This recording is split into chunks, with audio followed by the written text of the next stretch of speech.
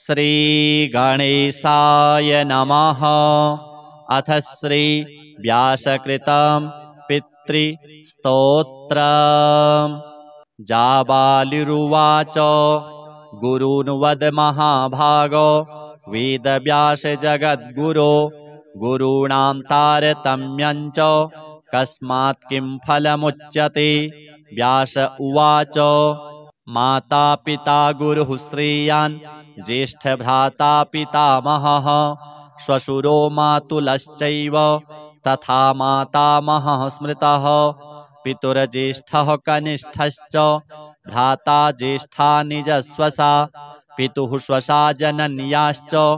स्वसा गुरुजनः स्मृताः पत्न्यः पितामहादीनां तथैव गुरवः स्मृताः एतेषु हि पिता श्रेयान्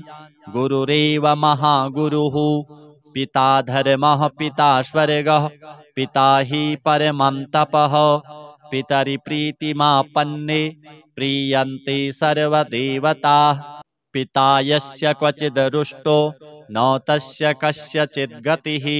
जपोदानं तपो होमः स्नानं तीर्थक्रियाविधिः वृथैव तस्य सर्वाणि कर्माण्यन्यानि कानिचित् करोति सर्वदेवेशं पितरं चानुतप्य यः अनुतापः पितुस्तीव्रं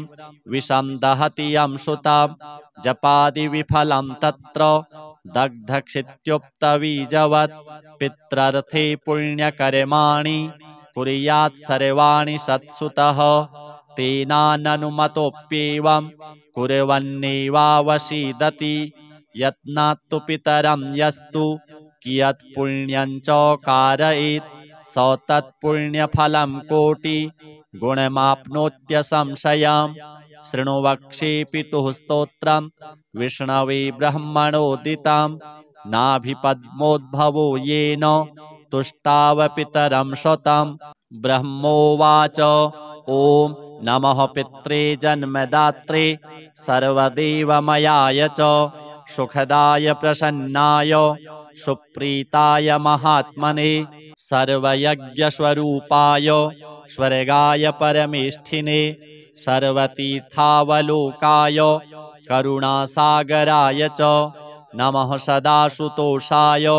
शिवरूपाय ते नमः सदापराधक्षमिणे सुखाय सुखदाय च दुर्लभं मानुषमिदं येन लब्धं मया वपुः संभावनीयं धर्मार्थे तस्मै पित्रे नमो नमः। तीर्थस्नान तपो होम जपादि यस्य दर्शनं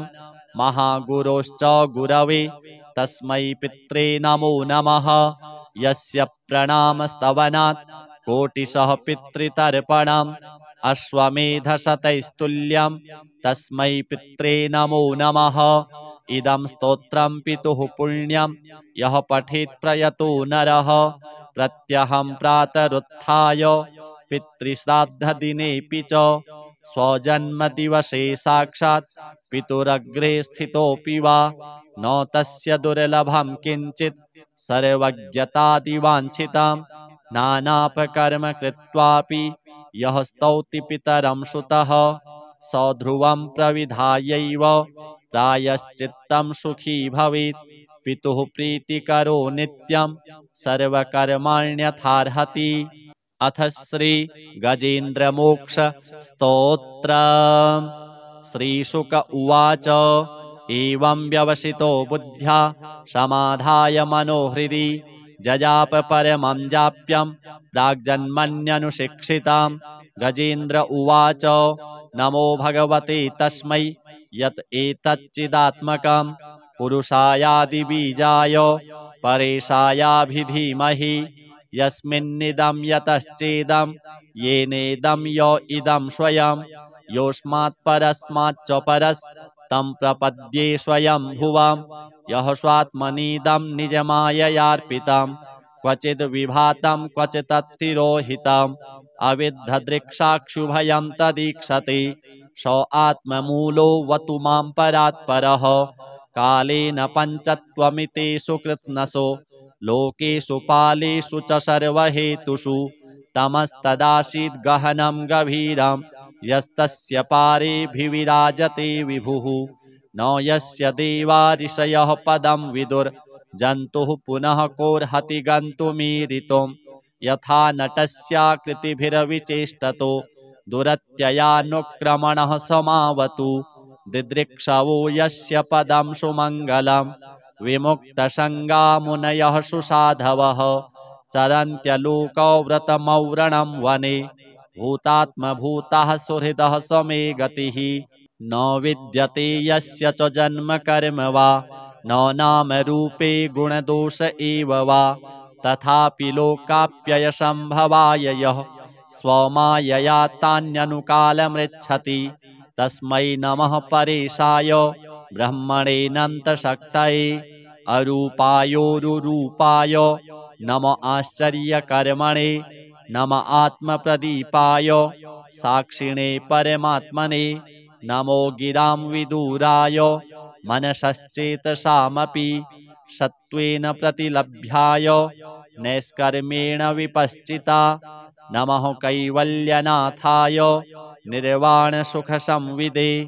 नमः शान्ताय घोराय मूढाय गुणधर्मिणे निर्विशेषाय साम्याय नमो ज्ञानघनाय च क्षेत्रज्ञाय नमस्तुभ्यं सर्वाध्यक्षाय साक्षिणे पुरुषायात्ममूलाय मूलप्रकृतये नमः सर्वेन्द्रियगुणदृष्टे सर्वप्रत्ययहेतवे असताच्छाय योक्ताय सदाभासाय ते नमः नमो नमस्तेऽखिलकारणाय निष्कारणायाद्भुतकारणाय सर्वागमाम्नाय महार्णवाय नमोपवर्गाय परायणाय गुणारणिच्छन्नचिदूष्मपाय तत्क्षोभविस्फूर्जितमानसाय नैष्कर्म्यभावेन विवर्जितागम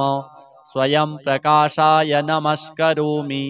मादृक्प्रपन्नपशुपाशविमोक्षणाय मुक्ताय भूरि करुणाय नमोलयाय स्वांसेन सर्वतनुभृन्मनसि प्रतीत प्रत्यग्दृशे भगवते बृहते नमस्ते आत्मात्मजाप्तगृहवित्तजनेषु शक्तिर्दुष्प्रापणाय गुणसङ्गविवर्जिताय मुक्तात्मभिः स्वहृदये परिभाविताय ज्ञानात्मने भगवते नम ईश्वराय यं धर्मकामार्थविमुक्तिकामा भजन्त इष्टां गतिमाप्नुवन्ति किं त्वाशिशोरात्यपि देहमव्ययं करोतु मेदभ्रदयो विमोक्षणम् एकान्तिनो यस्य न कञ्चनार्थं वाञ्छन्ति ये वै भगवत्प्रपन्नाः अत्यद्भुतं तच्चरितं सुमङ्गलं गायन्त आनन्दसमुद्रमग्नाः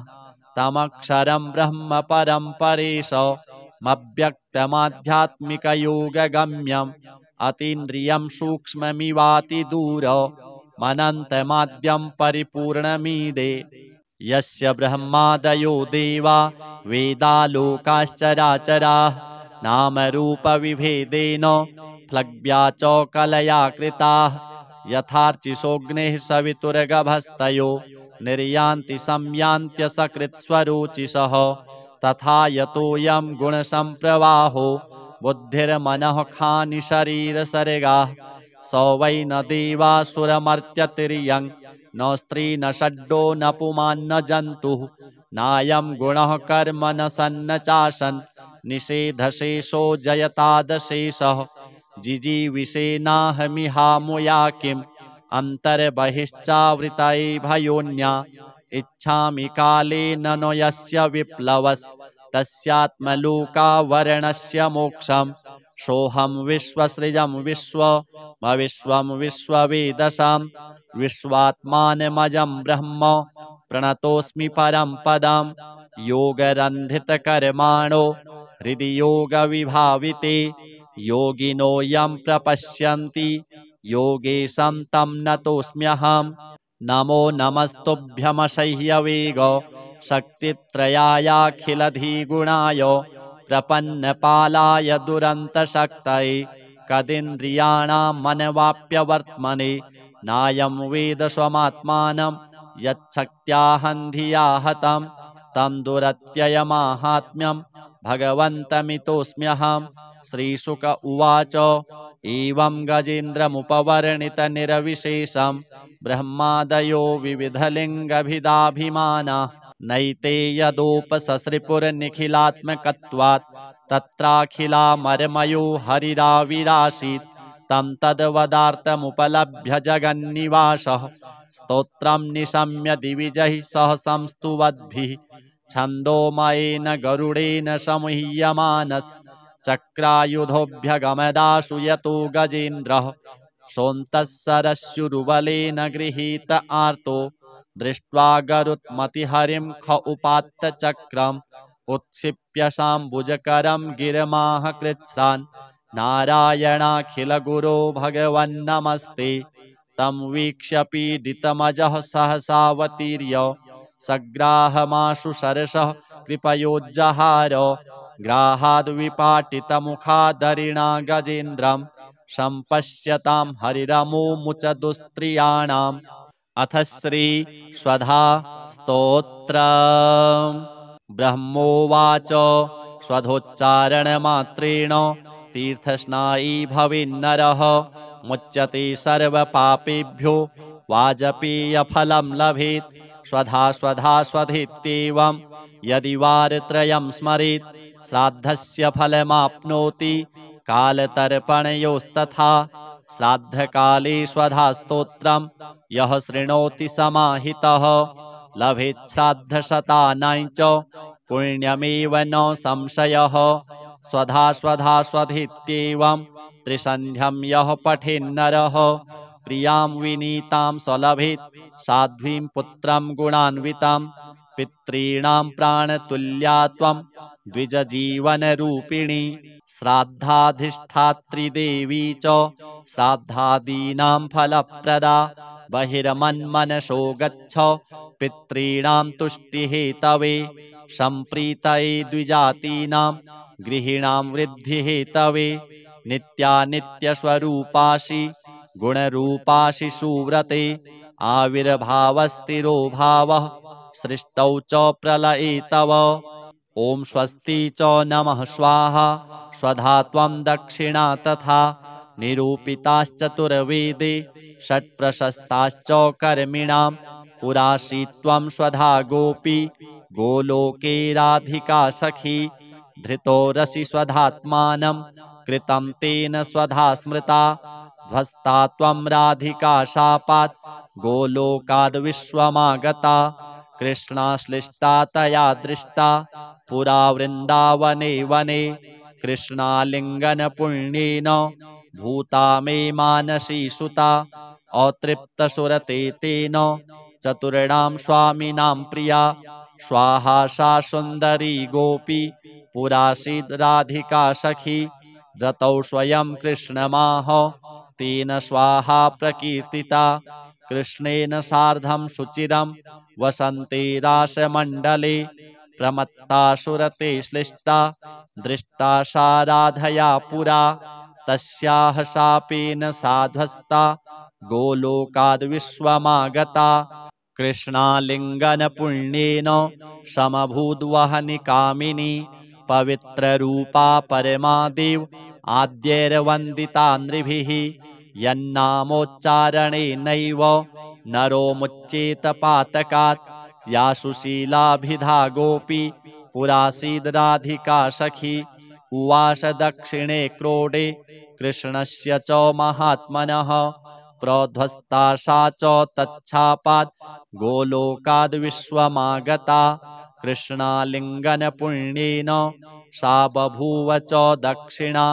सा प्रेयसी रतौ दक्षा प्रशस्ता सर्वकर्मसु। उवास दक्षिणे भर्तुर्दक्षिणा तेन कीर्तिता गोप्यो बभूवुस्तिस्रो वै स्वधा स्वाहा च दक्षिणा। कर्मिणां कर्म पूर्णार्थं पुरा चैवेश्वरेच्छया इत्येवमुक्त्वा स ब्रह्मा ब्रह्मलोके च संसदि तस्थौ च सहसा सद्यः स्वधा साविर्बभूवः। तदा पितृभ्यः प्रददौ तामेव कमलाननां तां सम्प्राप्य ययुस्ते च पितरश्च प्रहर्षिताः स्वधास्तोत्रमिदं पुण्यं यः शृणोति समाहितः स स्नातः सर्वतीर्थेषु वेदपाठफलं लभेत्। अथ श्री महामृत्युञ्जय कवच। भैरव उवाच शृणुष्व परमेशानि कवचं मनमुखोदितां महामृत्युञ्जयस्यास्य न देयं परमाद्भुतां यं धृत्वा यं पठित्वा च श्रुत्वा च कवचोत्तमं त्रैलोक्याधिपतिर्भूत्वा सुखितोऽस्मि महेश्वरी तदेव वर्णयिष्यामि तव प्रीत्या वरानने तथापि परमं तत्त्वं न दातव्यं दुरात्मने विनियोगः। अस्य श्री महामृत्युञ्जय कवचस्य श्री भैरव ऋषिः गायत्री छन्दः श्री महामृत्युञ्जयो महारुद्रो देवता ओम बीजं जूं शक्तिः सह कीलकं हौमिति तत्त्वं चतुर्वर्ग साधने मृत्युञ्जय कवच पाठे विनियोगः। ओम चन्द्रमण्डलमध्यस्थं रुद्रं भाले विचिन्त्यतं तत्रस्थं चिन्तयेत् साध्यं मृत्युं प्राप्तोऽपि जीवति। ओम जूं सह हौं शिरः पातु देवो मृत्युञ्जयो मम। ओम श्रीं शिवो ललाटं मे ओम हौं भ्रुवौ सदाशिवः नीलकण्ठोऽवतान्नेत्रे कपर्दीमेवताच्छ्रुति त्रिलोचनोऽवताद्गण्डौ नासां मे त्रिपुरान्तकः मुखं पीयूषघटभृत् ओष्ठौ मे कृत्तिकाम्बरः हनुं मे हाटकेशनो मुखं बटुकभैरवः कन्धरां कालमथनो गलं गणप्रियोऽवतु स्कन्धौ स्कन्दपिता पातु हस्तौ मे गिरिशोऽवतु नखान् मे गिरिजानाथः पायादङ्गुलिसंयुतान् स्तनौ तारापतिः पातु वक्षः पशुपतिर्मम कुक्षिं कुबेरवरदः पार्श्वौ मे मारशासनः सर्वः पातु तथा नाभिं शूलीपृष्ठं ममावतु शिश्रनं मे शङ्करः पातु गुह्यं गुह्यकवल्लभः कटिं कालान्तकः पायात् ऊरू मेन्धकघातकः जागरूकोऽवताज्जानु जङ्घे मे कालभैरवः गुल्फोपायाज्जटाधारी पादौ मृत्युञ्जयोऽवतु पादादिमूर्धपर्यन्तम् अघोरः पातु मे सदा शिरसः पादपर्यन्तं सद्यो जातो ममावतु रक्षाहीनं नामहीनं वपुः पात्वमृतेश्वरः पूर्वे बलविकरणो दक्षिणे कालशासनः पश्चिमे पार्वतीनाथो ह्युत्तरे मां मनोन्मनः ऐशान्यामीश्वरः पायात् आग्नेयामग्निलोचनः नैररित्यां शम्भुरभ्यान्मां वायव्यां वायुवाहनः ऊर्ध्वे बलप्रमथनः पाताले परमेश्वरः दशदिक्षु सदा पातु महामृत्युञ्जयश्च मां रणे राजकुले द्यूते विषमे प्राणसंशये पायात् ॐ जूं महारुद्रो देवदेवो दशाक्षरः प्रभाते पातु मां ब्रह्मा मध्याह्ने भैरवोऽवतु सायं सर्वेश्वरः पातु निशायां नित्यचेतनः अर्धरात्रे महादेवो निशान्ते मां महोमयः सर्वदा सर्वतः पातु ॐ जूं सः हौं मृत्युञ्जयः इतीदं कवचं पुण्यं त्रिषु लोकेषु दुर्लभं सर्वमन्त्रमयं गुह्यं सर्वतन्त्रेषु गोपितं पुण्यं पुण्यप्रदं दिव्यं देवदेवाधिदैवतं य इदं च पठेन्मन्त्री कवचं वार्चयेत्ततः तस्य हस्ते महादेवी त्र्यम्बकस्याष्टसिद्धयः रणे धृत्वा चरेद्युद्धं हत्वा शत्रूञ्जयं लभेत् जयं कृत्वा गृहं देवी सम्प्राप्स्यति सुखी पुनः महाभये महारोगे महामारी भये तथा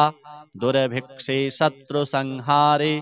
पठेत् कवचमादरात् सर्वं तत्प्रशमं याति मृत्युञ्जय प्रसादतः धनं पुत्रान् सुखं लक्ष्मीम् आरोग्यं सर्वसम्पदः प्राप्नोति साधकः सद्यो देवी सत्यं न संशयः इतीदं कवचं पुण्यं महामृत्युञ्जयस्य तु गोप्यं सिद्धिप्रदं गुह्यं गोपनीयं स्वयोनिवत् अथ श्री शिवेन कृतं विष्णु स्तोत्रम् हर उवाच नमस्ते देवतानाथ नमस्ते गरुडध्वज शङ्खचक्रगदापाणे वासुदेव नमोऽस्तुते नमस्ते निर्गुणानन्त अप्रतर्क्याय वेधसे ज्ञानाज्ञाननिरालम्ब सर्वालम्ब नमोऽस्तुते रजोयुक्त नमस्तेस्तु ब्रह्ममूर्ते सनातन त्वया सर्वमिदं नाथ जगत्सृष्टं चराचरं सत्त्वाधिष्ठितलोकेश विष्णुमूर्ते अधोक्षज प्रजापाल महाबाहो जनार्दन नमोऽस्तुते तपोमूर्ते अहं ह्येष त्वदंशक्रोधसम्भवः गुणाभियुक्तदेवेश सर्वव्यापिन्नमोऽस्तुते भूरियं त्वं जगन्नाथ जलाम्बरहुताशनः वायुर्बुद्धिर्मनश्चापि सर्वरी त्वं नमोऽस्तुते धर्मो यज्ञस्तपः सत्यम् अहिंसा शौचमार्जवम् क्षमादानं दया लक्ष्मीर्ब्रह्मचर्यं त्वमीश्वर त्वं साङ्गाश्चतुरो वेदास्त्वं वेद्यो वेदपारगः उपवेदा भवानीश सर्वोषि त्वं नमोऽस्तुते नमो नमस्तेऽच्युतचक्रपाणे नमोऽस्तुते माधवमीनमूर्ते लोके भवान् कारुणिको मतो मे त्रायस्व मां केशवपापबन्धनात् ममाशुभं नाशय विग्रहस्थं यद्ब्रह्महत्याभिभवं बभूव दग्धोऽस्मि नष्टोऽस्म्यसमीक्ष्यकारी पुनीः तीर्थोऽसि नमो नमस्ते श्रीपितृनारायणार्पणमस्तु अथ श्री व्यासकृतं पितृस्तोत्रम् जाबालिरुवाच गुरून् वद महाभागो वेदव्यास जगद्गुरो गुरूणां तारतम्यं च कस्मात् किं फलमुच्यते व्यास उवाच माता पिता गुरुः श्रेयान् ज्येष्ठभ्राता पितामहः श्वशुरो मातुलश्चैव तथा मातामहः स्मृतः पितुर्ज्येष्ठः कनिष्ठश्च भ्राता ज्येष्ठा निजस्वसा पितुः स्वसा जनन्याश्च स्वसा गुरुजनः स्मृताः पत्न्यः पितामहादीनां तथैव गुरवः स्मृताः एतेषु हि पिता श्रेयान् गुरुरेव महागुरुः पिता धर्मः पिता स्वर्गः पिता हि परमं तपः पितरिप्रीतिमापन्ने प्रीयन्ते सर्वदेवताः पिता यस्य क्वचिद् रुष्टो न तस्य कस्यचिद् गतिः जपोदानं तपो होमः स्नानं तीर्थक्रियाविधिः वृथैव तस्य सर्वाणि कर्माण्यन्यानि कानिचित् करोति सर्वदेवेशं पितरं चानुतप्य यः अनुतापः पितुस्तीव्रं विषं दहति यं सुतं जपादिविफलं तत्र दग्धक्षित्युक्तबीजवत् पित्रर्थे पुण्यकर्माणि कुर्यात् सर्वाणि सत्सुतः तेनाननुमतोऽप्येवं कुर्वन्नेवावसीदति यत्नात्तु पितरं यस्तु कियत् पुण्यं च कारयेत् स तत्पुण्यफलं कोटि गुणमाप्नोत्यसंशयम् शृणु वक्ष्ये पितुः स्तोत्रं विष्णवे ब्रह्मणोदितं नाभिपद्मोद्भवो येन तुष्टाव पितरं शतं ब्रह्मोवाच ॐ नमः पित्रे जन्मदात्रे सर्वदेवमयाय च सुखदाय प्रसन्नाय सुप्रीताय महात्मने सर्वयज्ञस्वरूपाय स्वर्गाय परमेष्ठिने सर्वतीर्थावलोकाय करुणासागराय च नमः सदाशुतोषाय शिवरूपाय ते नमः सदापराधक्षमिणे सुखाय सुखदाय च दुर्लभं मानुषमिदं येन लब्धं मया वपुः संभावनीयं धर्मार्थे तस्मै पित्रे नमो नमः तीर्थस्नानतपोहोम जपादि यस्य दर्शनं महागुरोश्च गुरवे तस्मै पित्रे नमो नमः यस्य प्रणामस्तवनात् कोटिशः पितृतर्पणम् अश्वमेधशतैस्तुल्यं तस्मै पित्रे नमो नमः इदं स्तोत्रं पितुः पुण्यं यः पठेत् प्रयतो नरः प्रत्यहं प्रातरुत्थाय पितृश्राद्धदिनेऽपि च स्वजन्मदिवसे साक्षात् पितुरग्रे स्थितोऽपि वा न तस्य दुर्लभं किञ्चित् सर्वज्ञतादिवाञ्छितां नानापकर्म कृत्वापि यः स्तौति पितरं सुतः स ध्रुवं प्रविधायैव प्रायश्चित्तं सुखी भवेत् पितुः प्रीतिकरो नित्यं सर्वकर्माण्यथार्हति अथ श्री गजेन्द्रमोक्ष स्तोत्र श्रीशुक उवाच एवं व्यवसितो बुद्ध्या समाधाय मनोहृदि जजाप परमं जाप्यं प्राग्जन्मन्यनुशिक्षितां गजेन्द्र उवाच नमो भगवते तस्मै यत् एतच्चिदात्मकं पुरुषायादिबीजाय परेशायाभिधीमहि यस्मिन्निदं यतश्चेदं येनेदं य इदं स्वयं योऽस्मात् परस्माच्च परस्तं प्रपद्ये स्वयं भुवं यः स्वात्मनीदं निजमाययार्पितं क्वचिद् विभातं क्वचित्तिरोहितम् अविद्धदृक्साक्षुभयं तदीक्षते स आत्ममूलो वतु मां परात्परः कालेन पञ्चत्वमितेषु कृत्स्नसो लोकेषु पालेषु च सर्वहेतुषु तमस्तदासीद् गहनं गभीरं यस्तस्य पारेऽभिविराजते विभुः न यस्य देवा ऋषयः पदं विदुर्जन्तुः पुनः कोर्हति गन्तुमीरितुम् यथा नटस्याकृतिभिरविचेष्टतो दुरत्ययानुक्रमणः समावतु दिदृक्षवो यस्य पदं सुमङ्गलं विमुक्तसङ्गा मुनयः सुसाधवः चरन्त्यलोकव्रतमौरणं वने भूतात्मभूतः सुहृदः समे गतिः न विद्यते यस्य च जन्म कर्म वा न नाम रूपे गुणदोष एव वा तथापि लोकाप्ययसम्भवाय यः स्वमायया तान्यनुकालमृच्छति तस्मै नमः परेशाय ब्रह्मणेऽनन्तशक्तये अरूपायोरुरूपाय नम आश्चर्यकर्मणे नम आत्मप्रदीपाय साक्षिणे परमात्मने नमो गिरां विदुराय मनसश्चेतसामपि सत्त्वेन प्रतिलभ्याय नैष्कर्मेण विपश्चिता नमः कैवल्यनाथाय निर्वाणसुखसंविदे नमः शान्ताय घोराय मूढाय गुणधर्मिणे निर्विशेषाय साम्याय नमो ज्ञानघनाय च क्षेत्रज्ञाय नमस्तुभ्यं सर्वाध्यक्षाय साक्षिणे पुरुषायात्ममूलाय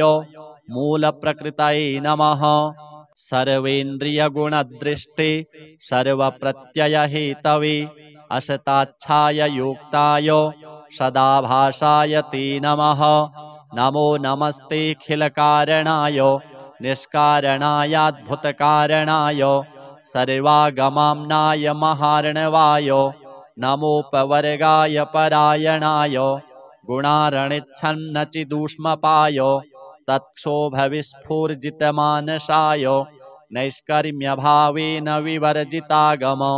स्वयं प्रकाशाय नमस्करोमि मादृक्प्रपन्नपशुपाशविमोक्षणाय मुक्ताय भूरि करुणाय नमोलयाय स्वांसेन सर्वतनुभृन्मनसि प्रतीतो प्रत्यग्दृशे भगवते बृहते नमस्ते आत्मात्मजाप्तगृहवित्तजनेषु शक्तिर्दुष्प्रापणाय गुणसङ्गविवर्जिताय मुक्तात्मभिः स्वहृदये परिभाविताय ज्ञानात्मने भगवते नम ईश्वराय यं धर्मकामार्थविमुक्तिकामा भजन्त इष्टां गतिमाप्नुवन्ति किं त्वाशिशोरात्यपि देहमव्ययं करोतु मेदभ्रदयो विमोक्षणम् एकान्तिनो यस्य न कञ्चनार्थं वाञ्छन्ति ये वै भगवत्प्रपन्नाः अत्यद्भुतं तच्चरितं सुमङ्गलं गायन्त आनन्दसमुद्रमग्नाः तमक्षरं ब्रह्म परं परेशमव्यक्तमाध्यात्मिकयोगगम्यम् अतीन्द्रियं सूक्ष्ममिवातिदूर मनन्तमाद्यं परिपूर्णमीडे यस्य ब्रह्मादयो देवा वेदालोकाश्चराचराः नामरूपविभेदेन फ्लग्व्या च कलया कृताः यथार्चिषोऽग्निः सवितुर्गभस्तयो निर्यान्ति संयान्त्यसकृत्स्वरोचिषः तथा यतोऽयं गुणसम्प्रवाहो बुद्धिर्मनः खानि शरीरसर्गाः स वै न देवासुरमर्त्यतिर्यं न स्त्री न षड्डो न पुमान् न जन्तुः नायं गुणः कर्म न सन्न चासन् निषेधशेषो जयतादशेषः जिजीविषेनाहमिहामुया किम् अन्तर्बहिश्चावृतये भयोन्या इच्छामि कालेन नो यस्य विप्लवस्तस्यात्मलोकावरणस्य मोक्षम् सोऽहं विश्वसृजं विश्वमविश्वं विश्ववेदसां विश्वात्मानमजं ब्रह्म प्रणतोऽस्मि परं पदं योगरन्धितकर्माणो हृदि योगविभाविते योगिनो यं प्रपश्यन्ति योगेशं तं नतोऽस्म्यहम्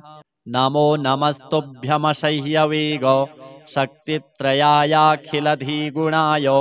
प्रपन्नपालाय दुरन्तशक्तये कदिन्द्रियाणां मनवाप्यवर्त्मने नायं वेद स्वमात्मानं यच्छक्त्याहं धिया हतं तं दुरत्ययमाहात्म्यं भगवन्तमितोऽस्म्यहं श्रीशुक उवाच एवं गजेन्द्रमुपवर्णितनिरविशेषं ब्रह्मादयो विविधलिङ्गभिदाभिमानाः नैते यदोपससृपुरनिखिलात्मकत्वात् तत्राखिलामरमयो हरिराविरासीत् तं तद्वदार्थमुपलभ्य जगन्निवासः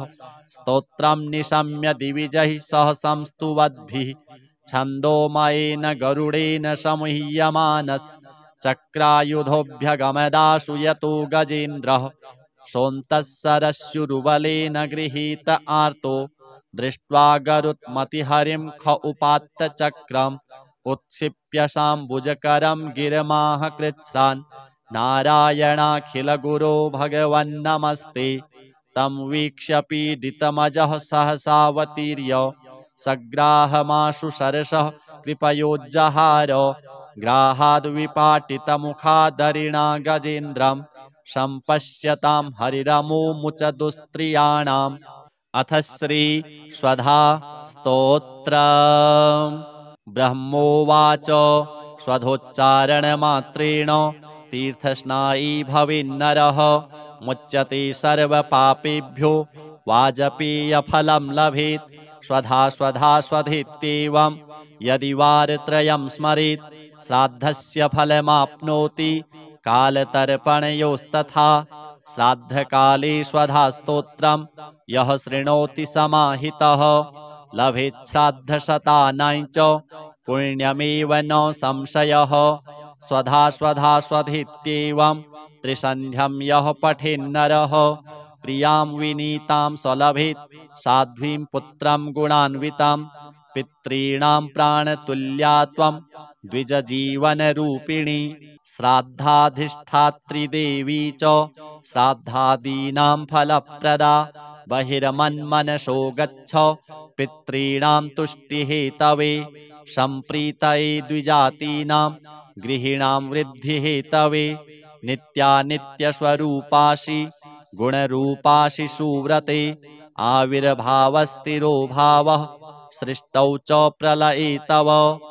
ॐ स्वस्ति च नमः स्वाहा स्वधा त्वं दक्षिणा तथा निरूपिताश्चतुर्वेदे षट्प्रशस्ताश्च कर्मिणां पुरासि त्वं स्वधा गोपी गोलोके राधिका सखी धृतो रसि स्वधात्मानं कृतं तेन स्वधा स्मृता ध्वस्ता त्वं राधिका शापात् गोलोकाद् विश्वमागता कृष्णाश्लिष्टा तया दृष्टा पुरा वृन्दावने वने कृष्णालिङ्गनपुण्येन भूता मे मानसी सुता अतृप्तसुरते तेन चतुर्णां स्वामिनां प्रिया स्वाहा सा सुन्दरी गोपी पुरासीद् राधिका सखी रतौ स्वयं कृष्णमाह तेन स्वाहा प्रकीर्तिता कृष्णेन सार्धं सुचिरं वसन्ते रासमण्डले प्रमत्तासुरते श्लिष्टा दृष्टा सा राधया पुरा तस्याः शापेन साध्वस्ता गोलोकाद् विश्वमागता कृष्णालिङ्गनपुण्येन समभूद्वहनि कामिनी पवित्ररूपा परमादेव आद्यैर्वन्दिता नृभिः यन्नामोच्चारणेनैव नरो मुच्येत पातकात् या सुशीलाभिधा गोपी पुरासीद् राधिका सखी उवास दक्षिणे क्रोडे कृष्णस्य च महात्मनः प्रोध्वस्ता सा च तच्छापात् गोलोकाद् विश्वमागता कृष्णालिङ्गनपुण्येन सा बभूव च दक्षिणा सा प्रेयसी रतौ दक्षा प्रशस्ता सर्वकर्मसु उवास दक्षिणे भर्तुर्दक्षिणा तेन कीर्तिता गोप्यो बभूवुस्तिस्रो वै स्वधा स्वाहा च दक्षिणा कर्मिणां कर्म पूर्णार्थं पुरा चैवेश्वरेच्छया इत्येवमुक्त्वा स ब्रह्मलोके च संसदि तस्थौ च सहसा सद्यः स्वधा साविर्बभूवः तदा पितृभ्यः प्रददौ तामेव कमलाननां तां सम्प्राप्य ययुस्ते च पितरश्च प्रहर्षिताः स्वधा स्तोत्रमिदं पुण्यं यः शृणोति समाहितः स स्नातः सर्वतीर्थेषु वेदपाठफलं लभेत् अथ श्री महामृत्युञ्जय कवच भैरव उवाच शृणुष्व परमेशानि कवचं मनमुखोदितं महामृत्युञ्जयस्यास्य न देयं परमाद्भुतं यं धृत्वा यं पठित्वा च श्रुत्वा च कवचोत्तमं त्रैलोक्याधिपतिर्भूत्वा सुखितोऽस्मि महेश्वरि तदेव वर्णयिष्यामि तव प्रीत्या वरानने तथापि परमं तत्त्वं न दातव्यं दुरात्मने विनियोगः अस्य श्री महामृत्युञ्जय कवचस्य श्री भैरव ऋषिः गायत्री छन्दः श्री महामृत्युञ्जयो महारुद्रो देवता ॐ बीजं जूं शक्तिः सह कीलकं हौमिति तत्त्वं चतुर्वर्गसाधने मृत्युञ्जय कवचपाठे विनियोगः ॐ चन्द्रमण्डलमध्यस्थं रुद्रं भाले विचिन्त्यतं तत्रस्थं चिन्तयेत्साध्यं मृत्युं प्राप्तोऽपि जीवति ॐ जूं सह हं शिरः पातु देवो मृत्युञ्जयो मम ॐ श्रीं शिवो ललाटं मे ॐ हं भ्रुवौ सदाशिवः नीलकण्ठोऽवतान्नेत्रे कपर्दीमेऽवताच्छ्रुति त्रिलोचनोऽवताद्गण्डौ नासां मे त्रिपुरान्तकः मुखं पीयूषघटभृत् ओष्ठौ मे कृत्तिकाम्बरः हनुं मे हाटकेशनो मुखं बटुकभैरवः कन्धरां कालमथनो गलं गणप्रियोऽवतु स्कन्धौ स्कन्दपिता पातु हस्तौ मे गिरिशोऽवतु नखान्मे गिरिजानाथः पायादङ्गुलिसंयुतान् स्तनौ तारापतिः पातु वक्षः पशुपतिर्मम कुक्षिं कुबेरवरदः पार्श्वौ मे मारशासनः शर्वः पातु तथा नाभिं शूलीपृष्ठं ममावतु शिश्रनं मे शङ्करः पातु गुह्यं गुह्यकवल्लभः कटिं कालान्तकः पायात् ऊरुमेन्धकघातकः जागरूकोऽवताज्जानु जङ्घे मे कालभैरवः गुल्फोपायाज्जटाधारी पादौ मृत्युञ्जयोऽवतु पादादिमूर्धपर्यन्तम् अघोरः पातु मे सदा शिरसः पादपर्यन्तं सद्यो जातो ममावतु रक्षाहीनं नामहीनं वपुः पात्वमृतेश्वरः पूर्वे बलविकरणो दक्षिणे कालशासनः पश्चिमे पार्वतीनाथो ह्युत्तरे मां मनोन्मनः ऐशान्यामीश्वरः पायात् आग्नेयामग्निलोचनः नैररित्यां शम्भुरभ्यान्मां वायव्यां वायुवाहनः ऊर्ध्वे बलप्रमथनः पाताले परमेश्वरः दशदिक्षु सदा पातु महामृत्युञ्जयश्च मां रणे राजकुले द्यूते विषमे प्राणसंशये पायात् ॐ जुं महारुद्रो देवदेवो दशाक्षरः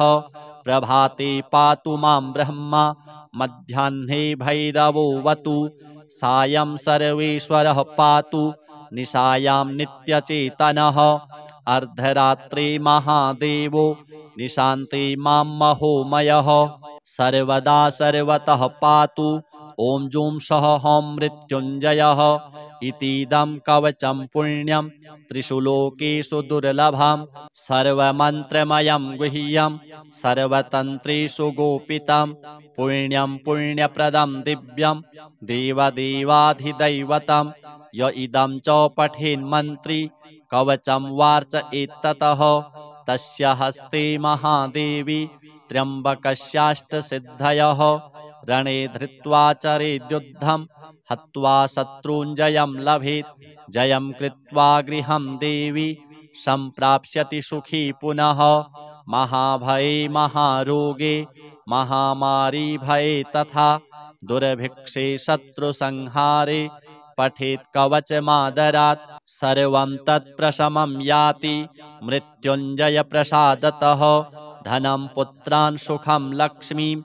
आरोग्यं सर्वसम्पदः प्राप्नोति साधकः सद्यो देवी सत्यं न संशयः इतीदं कवचं पुण्यं महामृत्युञ्जयस्य तु गोप्यं सिद्धिप्रदं गुह्यं गोपनीयं स्वयोनिवत् अथ श्री शिवेन कृतं विष्णु स्तोत्रम् हर उवाच नमस्ते देवतानाथ नमस्ते गरुडध्वज शङ्खचक्रगदापाणे वासुदेव नमोऽस्तुते नमस्ते निर्गुणानन्त अप्रतर्क्याय वेधसे ज्ञानाज्ञाननिरालम्ब सर्वालम्ब नमोऽस्तुते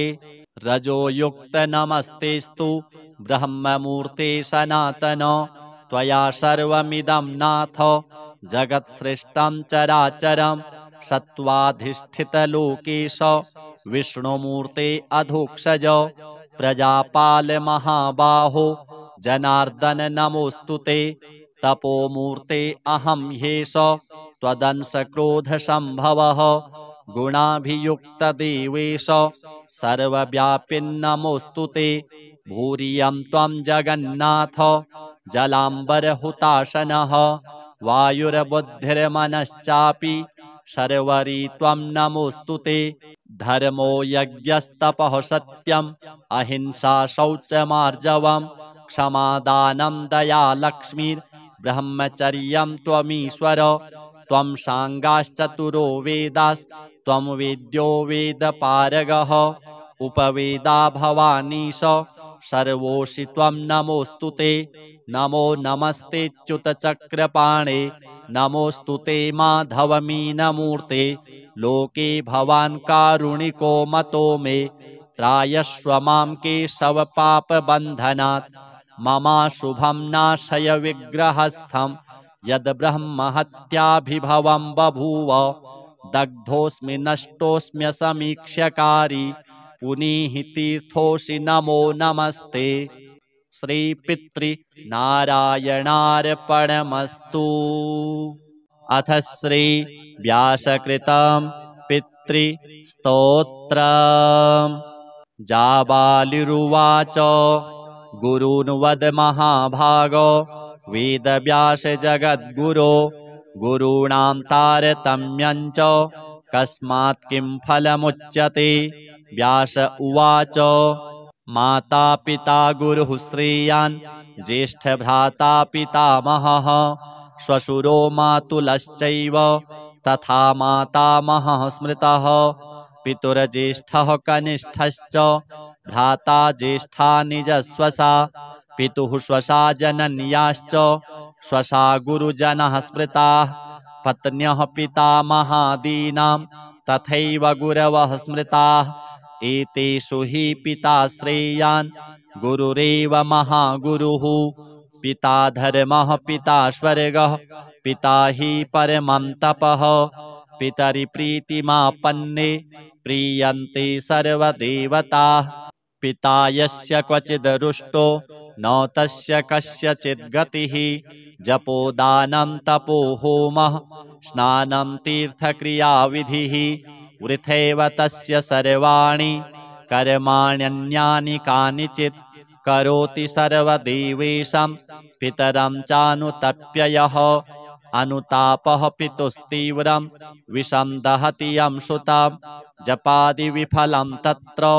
दग्धक्षित्युक्तबीजवत् पित्रर्थे पुण्यकर्माणि कुर्यात् सर्वाणि सत्सुतः तेनाननुमतोऽप्येवं कुर्वन्नेवावसीदति यत्नात्तु पितरं यस्तु कियत् पुण्यं च कारयेत् स तत्पुण्यफलं कोटि गुणमाप्नोत्यसंशयम्। शृणु वक्ष्ये पितुः स्तोत्रं विष्णवे ब्रह्मणोदितं नाभिपद्मोद्भवो येन तुष्टाव पितरं शतं। ब्रह्मोवाच ॐ नमः पित्रे जन्मदात्रे सर्वदेवमयाय च सुखदाय प्रसन्नाय सुप्रीताय महात्मने सर्वयज्ञस्वरूपाय स्वर्गाय परमेष्ठिने सर्वतीर्थावलोकाय करुणासागराय च नमः सदाशुतोषाय शिवरूपाय ते नमः सदापराधक्षमिणे सुखाय सुखदाय च दुर्लभं मानुषमिदं येन लब्धं मया वपुः संभावनीयं धर्मार्थे तस्मै पित्रे नमो नमः। तीर्थस्नान तपो होम जपादि यस्य दर्शनं महागुरोश्च गुरवे तस्मै पित्रे नमो नमः। यस्य प्रणामस्तवनात् कोटिशः पितृतर्पणम् अश्वमेधशतैस्तुल्यं तस्मै पित्रे नमो नमः। इदं स्तोत्रं पितुः पुण्यं यः पठेत् प्रयतो नरः प्रत्यहं प्रातरुत्थाय पितृश्राद्धदिनेऽपि च स्वजन्मदिवसे साक्षात् पितुरग्रे स्थितोऽपि वा न तस्य दुर्लभं किञ्चित् सर्वज्ञतादिवाञ्छितं नानापकर्म कृत्वापि यः स्तौति पितरं सुतः स ध्रुवं प्रविधायैव प्रायश्चित्तं सुखी भवेत्। पितुः प्रीतिकरो नित्यं सर्वकर्माण्यथार्हति। अथ श्री गजेन्द्रमोक्ष स्तोत्रम्। श्रीशुक उवाच एवं व्यवसितो बुद्ध्या समाधाय मनोहृदि जजाप परमं जाप्यं प्राग्जन्मन्यनुशिक्षितां। गजेन्द्र उवाच नमो भगवते तस्मै यत् एतच्चिदात्मकं पुरुषायादिबीजाय परेशायाभिधीमहि यस्मिन्निदं यतश्चेदं येनेदं य इदं स्वयं योऽस्मात् परस्माच्च परस् तं प्रपद्ये स्वयं भुवां यः स्वात्मनीदं निजमाययार्पितं क्वचिद् विभातं क्वचित्तिरोहितम् अविद्धदृक्साक्षुभयं तदीक्षते स आत्ममूलो वतु मां परात्परः कालेन पञ्चत्वमितेषु कृत्स्नसो लोकेषु पालेषु च सर्वहेतुषु तमस्तदासीद् गहनं गभीरं यस्तस्य पारेऽभिविराजते विभुः न यस्य देवा ऋषयः पदं विदुर्जन्तुः पुनः कोऽर्हति गन्तुमीरितुम् यथा नटस्याकृतिभिरविचेष्टतो दुरत्ययानुक्रमणः समावतु दिदृक्षवो यस्य पदं सुमङ्गलं विमुक्तसङ्गा मुनयः सुसाधवः चरन्त्यलोकौ व्रतमौरणं वने भूतात्मभूताः सुहृदः समे गतिः न विद्यते यस्य च जन्म कर्म वा न नाम रूपे गुणदोष एव वा तथापि लोकाप्ययसम्भवाय यः स्वमायया तान्यनुकालमृच्छति तस्मै नमः परेशाय ब्रह्मणेऽनन्तशक्तये अरूपायोरुरूपाय नम आश्चर्यकर्मणे नम आत्मप्रदीपाय साक्षिणे परमात्मने नमो गिरां विदुराय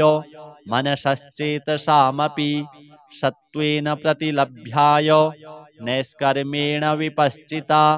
नमः कैवल्यनाथाय निर्वाणसुखसंविदे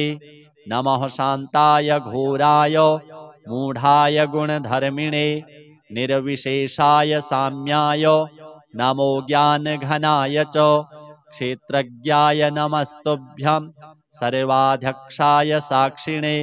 पुरुषायात्ममूलाय मूलप्रकृतये नमः सर्वेन्द्रियगुणदृष्टे सर्वप्रत्ययहेतवे असताच्छाय योक्ताय सदाभासाय ते नमः नमो नमस्तेऽखिलकारणाय निष्कारणायाद्भुतकारणाय सर्वागमाम्नाय महार्णवाय नमोपवर्गाय परायणाय गुणारणिच्छन्नचिदूष्मपाय तत्क्षोभविस्फूर्जितमानसाय नैष्कर्म्यभावेन विवर्जितागम स्वयं प्रकाशाय नमस्करोमि मादृक्प्रपन्नपशुपाशविमोक्षणाय मुक्ताय भूरि करुणाय नमोलयाय स्वांसेन सर्वतनुभृन्मनसि प्रतीत प्रत्यग्दृशे भगवते बृहते नमस्ते आत्मात्मजाप्तगृहवित्तजनेषु शक्तिर्दुष्प्रापणाय गुणसङ्गविवर्जिताय मुक्तात्मभिः स्वहृदये परिभाविताय ज्ञानात्मने भगवते नम ईश्वराय यं धर्मकामार्थविमुक्तिकामा भजन्त इष्टां गतिमाप्नुवन्ति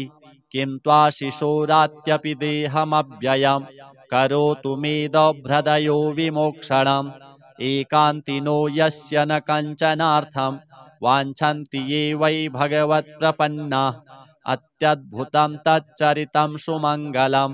गायन्त आनन्दसमुद्रमग्नाः तमक्षरं ब्रह्म परं परेशमव्यक्तमाध्यात्मिकयोगगम्यम् अतीन्द्रियं सूक्ष्ममिवातिदूर मनन्तमाद्यं परिपूर्णमीडे यस्य ब्रह्मादयो देवा वेदालोकाश्चराचराः नामरूपविभेदेन फ्लग्व्या च कलया कृताः यथार्चिषोऽग्निः सवितुर्गभस्तयो निर्यान्ति संयान्त्यसकृत्स्वरोचिषः तथा यतोऽयं गुणसम्प्रवाहो बुद्धिर्मनः खानि शरीरसर्गाः स वै न देवासुरमर्त्यतिर्यं न स्त्री न षड्डो न पुमान्न जन्तुः नायं गुणः कर्म न सन्न चासन् निषेधशेषो जयतादशेषः जिजीविषेनाहमिहामुया किम् अन्तर्बहिश्चावृतये भयोन्या इच्छामि कालेन नो यस्य विप्लवस्तस्यात्मलोकावरणस्य मोक्षं सोऽहं विश्वसृजं विश्वमविश्वं विश्ववेदसां विश्वात्मानमजं ब्रह्म प्रणतोऽस्मि परं पदं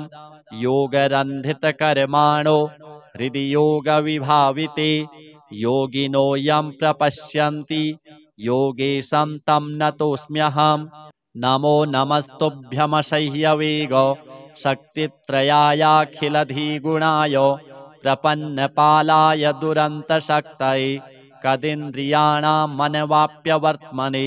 नायं वेद स्वमात्मानं यच्छक्त्याहं धिया हतं तं दुरत्ययमाहात्म्यं भगवन्तमितोऽस्म्यहम् श्रीशुक उवाच एवं गजेन्द्रमुपवर्णितनिरविशेषं ब्रह्मादयो विविधलिङ्गभिदाभिमानाः नैते यदोपससृपुरनिखिलात्मकत्वात् तत्राखिलामरमयो हरिराविरासीत् तं तद्वदार्थमुपलभ्य जगन्निवासः स्तोत्रं निशम्य दिविजैः सह संस्तुवद्भिः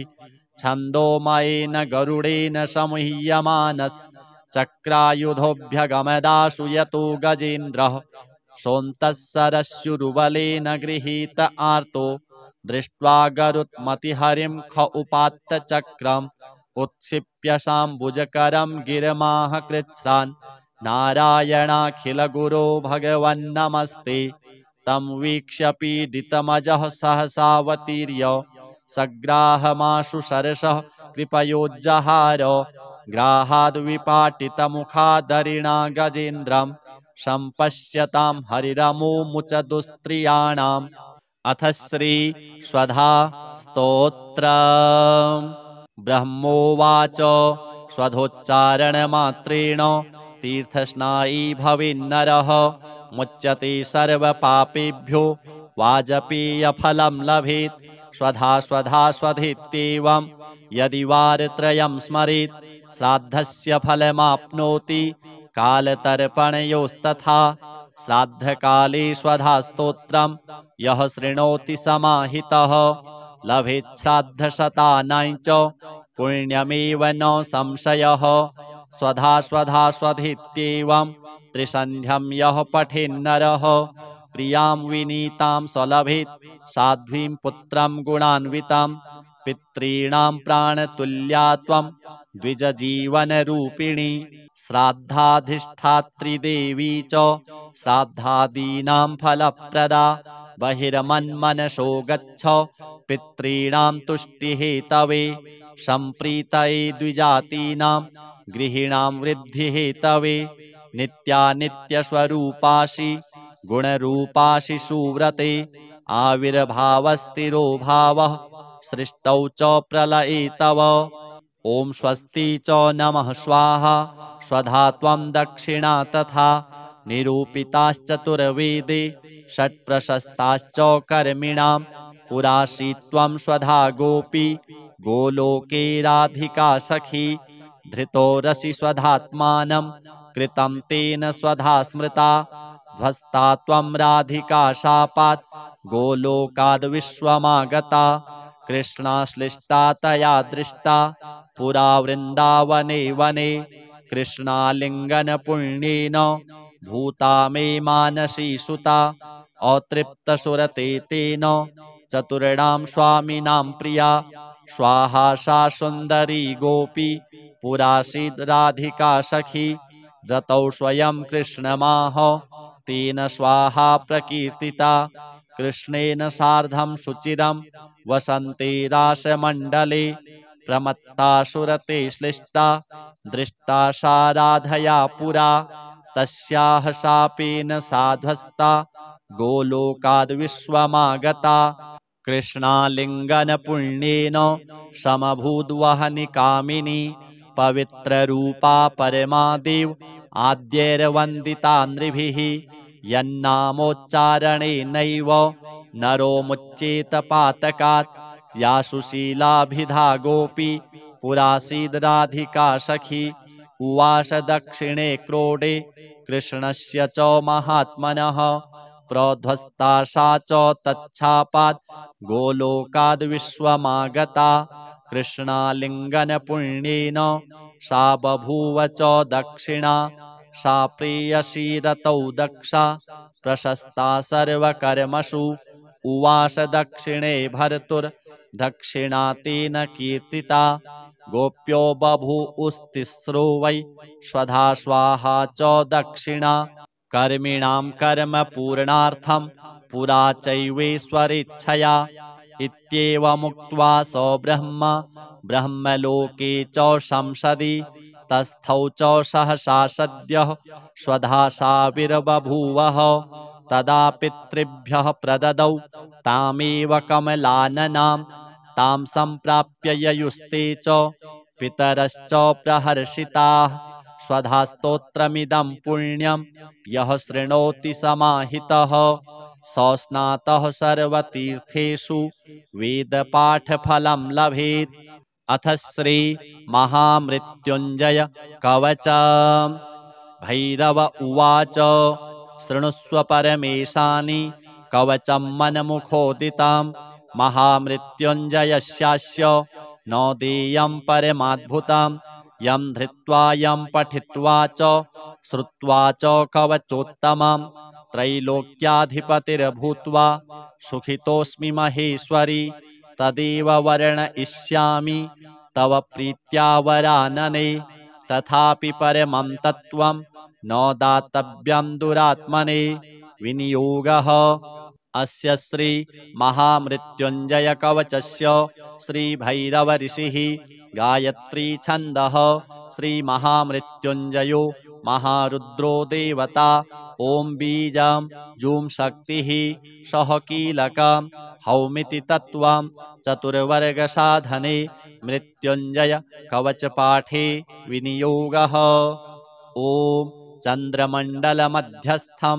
रुद्रं भाले विचिन्त्यतं तत्रस्थं चिन्तयेत् साध्यं मृत्युं प्राप्तोऽपि जीवति। ओम जूं सह हौं शिरः पातु देवो मृत्युञ्जयो मम। ओम श्रीं शिवो ललाटं मे ओम हौं भ्रुवौ सदाशिवः नीलकण्ठोऽवतान्नेत्रे कपर्दीमेवताच्छ्रुति त्रिलोचनोऽवताद्गण्डौ नासां मे त्रिपुरान्तकः मुखं पीयूषघटभृत् ओष्ठौ मे कृत्तिकाम्बरः हनुं मे हाटकेशनो मुखं बटुकभैरवः कन्धरां कालमथनो गलं गणप्रियोऽवतु स्कन्धौ स्कन्दपिता पातु हस्तौ मे गिरिशोऽवतु नखान् मे गिरिजानाथः पायादङ्गुलिसंयुतान् स्तनौ तारापतिः पातु वक्षः पशुपतिर्मम कुक्षिं कुबेरवरदः पार्श्वौ मे मारशासनः शर्वः पातु तथा नाभिं शूलीपृष्ठं ममावतु शिश्रनं मे शङ्करः पातु गुह्यं गुह्यकवल्लभः कटिं कालान्तकः पायात् ऊरुमेन्धकघातकः जागरूकोऽवताज्जानु जङ्घे मे कालभैरवः गुल्फोपायाज्जटाधारी पादौ मृत्युञ्जयोऽवतु पादादिमूर्धपर्यन्तम् अघोरः पातु मे सदा शिरसः पादपर्यन्तं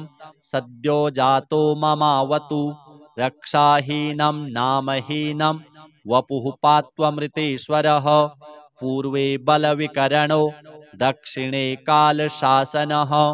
पश्चिमे पार्वतीनाथो ह्युत्तरे मां मनोन्मनः ऐशान्यामीश्वरः पायात् आग्नेयामग्निलोचनः नैररित्यां शम्भुरभ्यान्मां वायव्यां वायुवाहनः ऊर्ध्वे बलप्रमथनः पाताले परमेश्वरः दशदिक्षु सदा पातु महामृत्युञ्जयश्च मां रणे राजकुले द्यूते विषमे प्राणसंशये पायात् ॐ जूं महारुद्रो देवदेवो दशाक्षरः प्रभाते पातु मां ब्रह्मा मध्याह्ने भैरवोऽवतु सायं सर्वेश्वरः पातु निशायां नित्यचेतनः अर्धरात्रे महादेवो निशान्ते मां महोमयः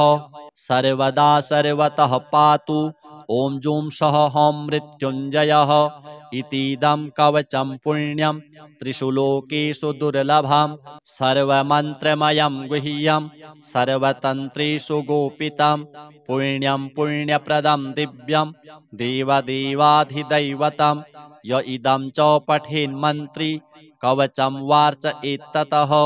तस्य हस्ते महादेवी त्र्यम्बकस्याष्टसिद्धयः रणे धृत्वा चरेद्युद्धं हत्वा शत्रूञ्जयं लभेत् जयं कृत्वा गृहं देवी सम्प्राप्स्यति सुखी पुनः महाभये महारोगे महामारी भये तथा दुर्भिक्षे शत्रुसंहारे